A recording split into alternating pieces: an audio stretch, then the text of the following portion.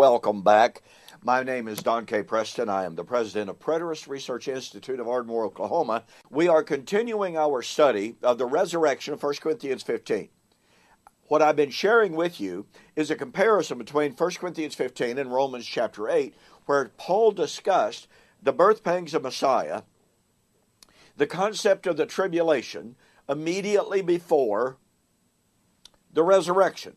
Now, let me emphasize the fact that this motif, this connection between the tribulation and the resurrection is absolutely biblical to the core.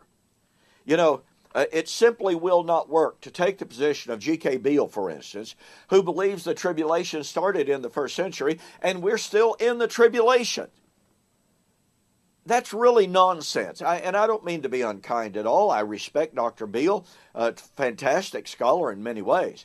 But to suggest that for 2,000 years we have been in the tribulation, the great tribulation, the tribulation that Jesus said, "For then shall be great tribulation such as has never been, nor ever yet shall be."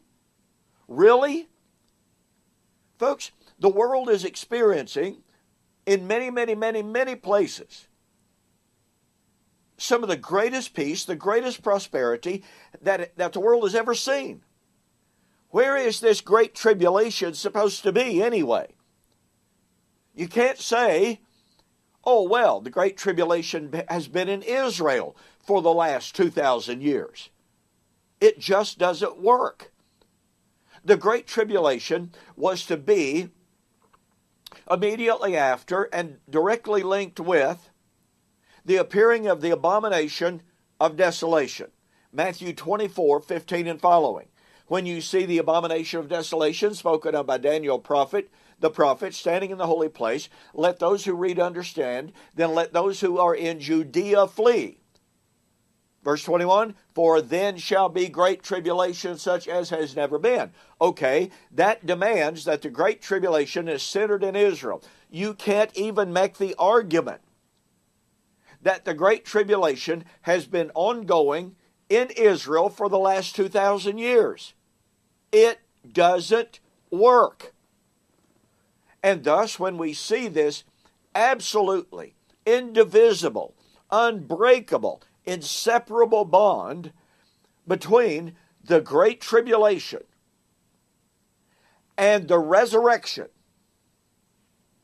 and we realize that the great tribulation was a first century event, then when we start going through the New Testament, for instance, and we see the New Testament writers talking about the tribulation that was either coming or already present, as in Revelation chapter 1 and verse 9, and when we see that, for instance, the 144,000 out of all 12 tribes of Israel came out of the Great Tribulation, and when we realize that the 144,000 were the first fruit of men redeemed to God out from among men, Revelation 14, 2-4.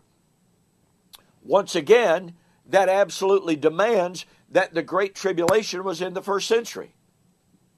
And so, to drive this point home, all right, to absolutely drive this point home, once a person admits, if a person admits to the reality of the connection between the Great Tribulation and the resurrection.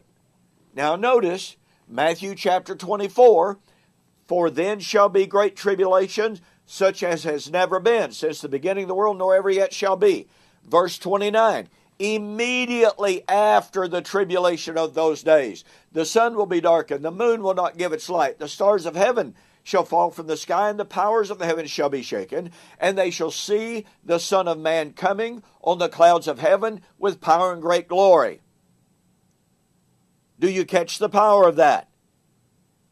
What's the coming of the Son of Man? Well, it's the time of the coming of the Son of Man and the sounding of the great trumpet for the gathering of the elect. Folks, that's the resurrection, as I've shared with you in an earlier video. So what do we have? We have in Matthew 24, this is a bit repetitious, and I know that, but I'm just simply trying to drive home this reality of how important the connection is between tribulation and resurrection. Once you see that connection in all of these other passages that I've shared with you, and then you come to Matthew 24, and you see the prediction of the abomination of desolation, the great tribulation, the coming of the Lord, and the gathering, which is the resurrection, and you see Jesus' direct statement, Matthew 24:34, verily I say unto you, this generation shall by no means pass away until all of these things are fulfilled. Then guess what? It is unavoidably true that the resurrection was in the first century related to the fall of Jerusalem in AD 70. That's exactly what I've shared with you in Revelation chapter 11.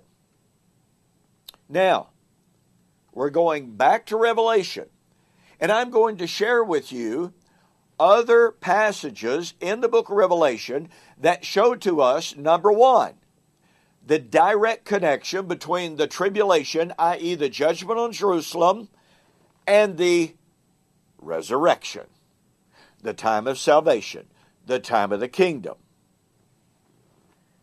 These connections are extremely powerful, and they prove definitively that the fall of Jerusalem in AD 70 was the time of the resurrection. So we'll see you on the flip side.